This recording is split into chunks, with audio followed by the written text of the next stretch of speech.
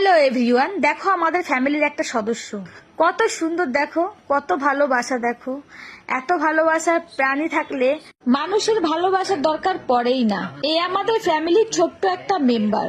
এই ছোট্ট মেম্বারের সাথে তোমাদের সাথে আলাপ করিয়ে দিই। দেখো কত ভালোবাসা। এই পুরো ঘরোয়া, পুরো ঘরে থাকতে পছন্দ করে, কোথাও বাইরে যাবে না।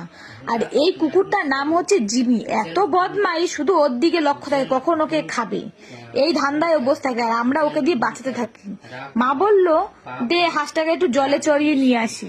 সে রাজা মহারাজা, সে জলেও থাকবে না, সে পাই পাই করে ছোটে ঘরের দিকে, কারণ ওর ঘর খুব পছন্দ, ও ঘরে থাকতে খুব ভালোবাসে। ইনি মহারাজা জল একদম পছন্দ করে না, দেখো পাই পাই করে হাঁটা দিল ঘরের দিকে।